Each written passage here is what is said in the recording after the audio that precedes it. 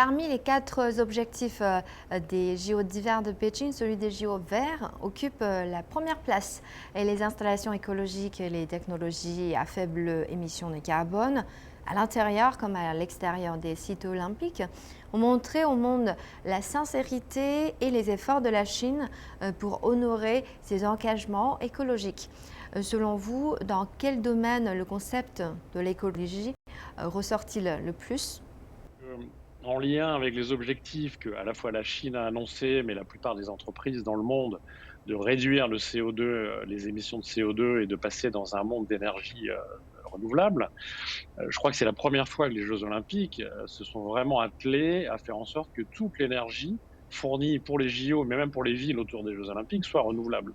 Donc il y a énormément d'efforts qui ont été faits sur l'énergie éolienne, solaire, et bien entendu aussi vis-à-vis de l'hydrogène.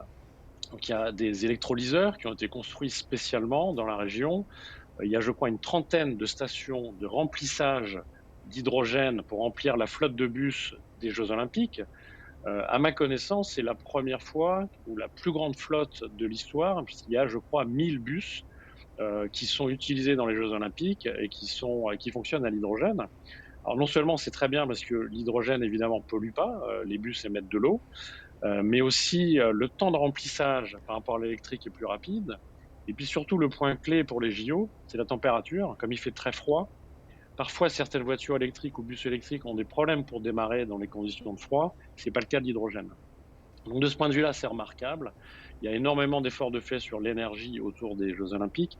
Et le deuxième point qui est aussi pour moi très important pour un pays comme la Chine qui a une forte industrie, c'est ce qu'on appelle l'économie circulaire. C'est le fameux centre de snowboard Big Air. En fait, c'est un site historique industriel. C'était une aciérie à Shugang qui a été recyclé. Plutôt que de tout détruire et de reconstruire, on utilise des choses qui sont déjà là, on recycle et on revalorise un site.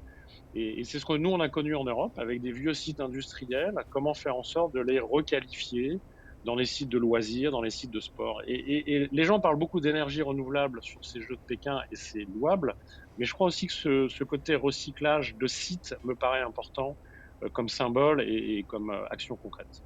Malgré la pandémie, la Chine a surmonté de nombreuses difficultés et est parvenue à organiser cet événement sportif de grande envergure. Qu'est-ce que cela signifie sur le plan international? Organiser des JO dans un contexte sanitaire mondial extrêmement fragile, c'est un vrai, réel challenge. Que ce soit le Japon ou la Chine, ils ont réussi à relever ce défi. Mais je pense que dans ce contexte-là, le monde a besoin de se réunir, d'être ensemble, d'avoir de la solidarité. Et les sportifs nous montrent voilà, tout cet esprit. Tout à l'heure, monsieur pourra en parler aussi. Voilà, on a vu beaucoup de larmes, pardon, beaucoup de larmes. Et cela montre que voilà, il y a de l'énergie, il y a la joie, c'est des larmes de joie. Voilà.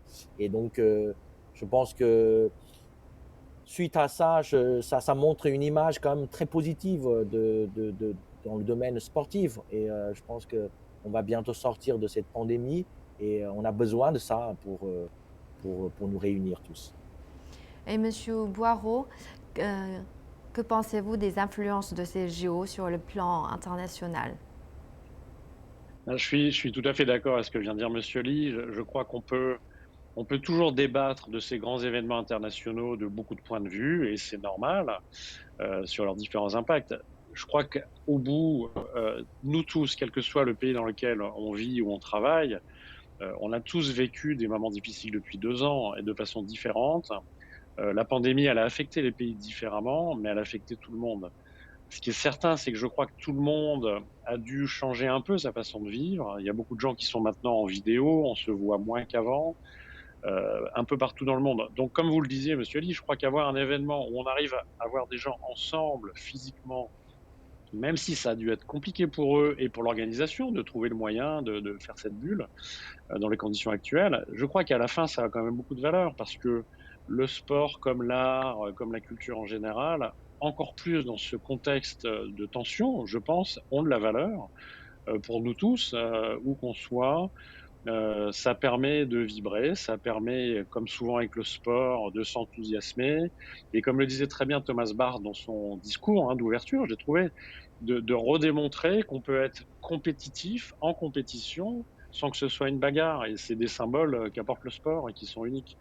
Donc, c'est parfois un peu dommage d'être dans le cynisme, le débat permanent et je crois que de temps en temps, ça fait du bien de profiter de ces jeunes athlètes, comme on pourrait profiter, de d'autres, aspects culturels comme le cinéma et d'autres aspects qui, pour moi, sont un peu en dehors, j'espère, de la géopolitique et je crois que de ce point de vue-là, ça sera positif.